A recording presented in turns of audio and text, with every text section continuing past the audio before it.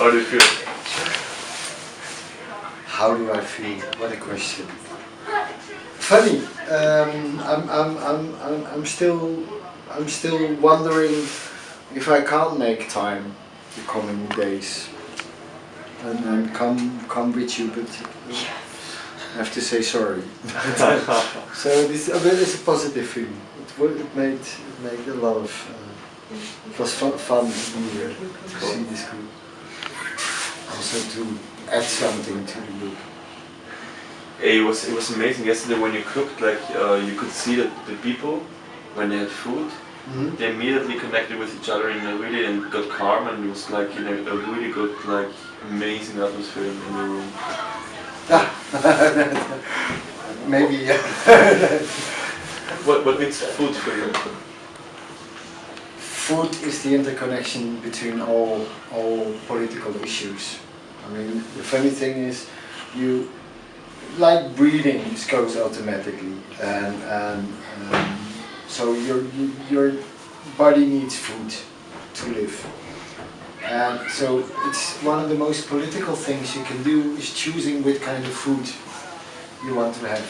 You can go to a McDonald's, eat there, get your stomach full, and know you're destroying the world. Because this is the kind of culture which lays behind McDonald's.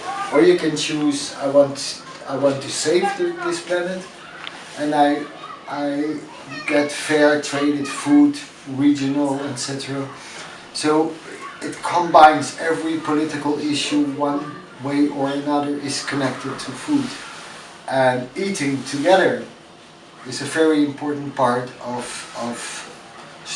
coming on a level that you start talking with each other.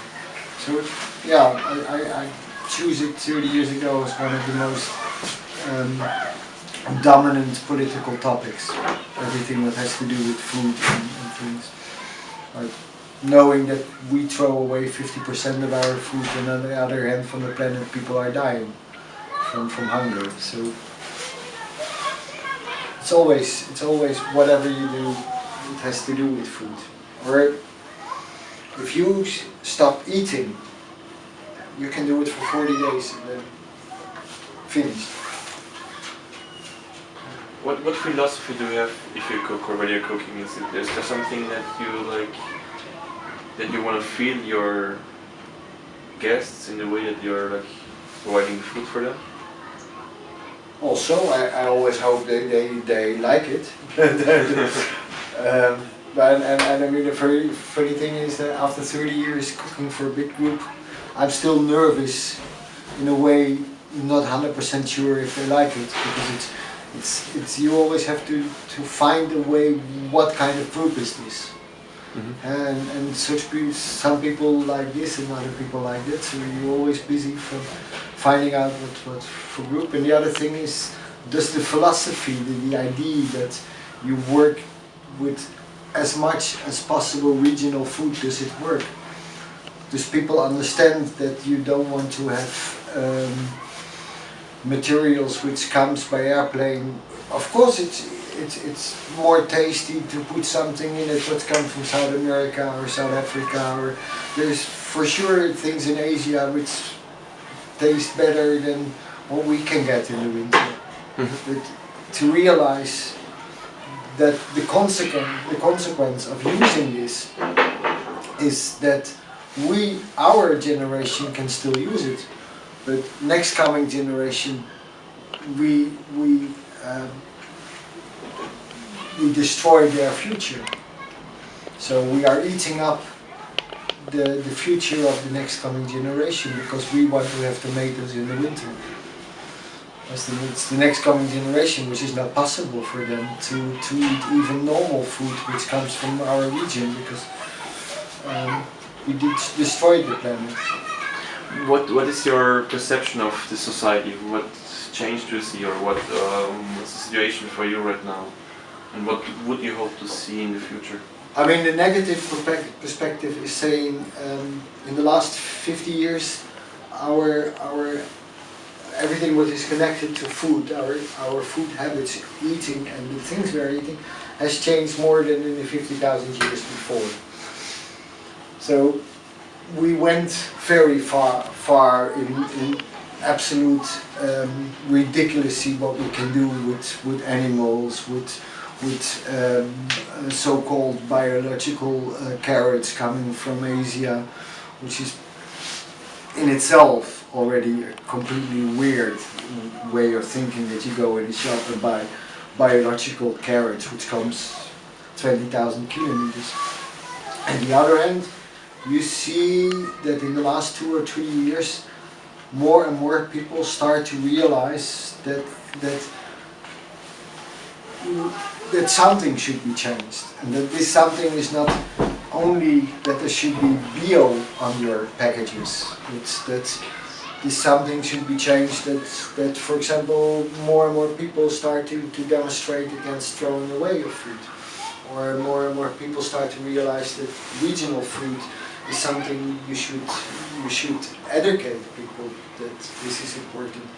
And in the last few months, more and more politicians in Germany start to realize that education should involve food.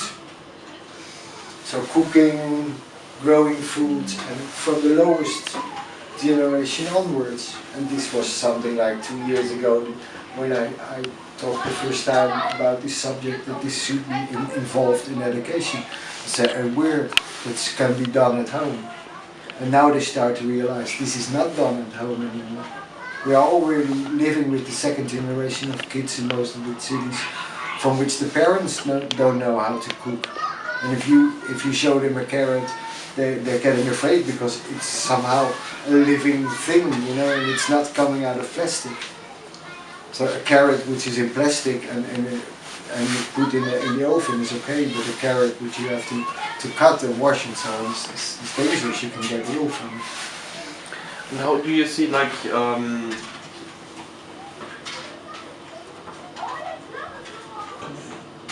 how would you integrate it in education? How do you see, like, this is an integral part of like, how would you like to see the cooking food and so on? About a month ago, 12,000 kids from schools in eastern part of Germany became ill, because they all eat from the same catering service called Sodexo.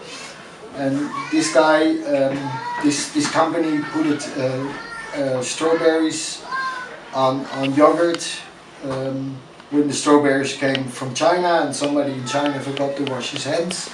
The result is 12,000 kids in September became ill in the eastern part of Germany.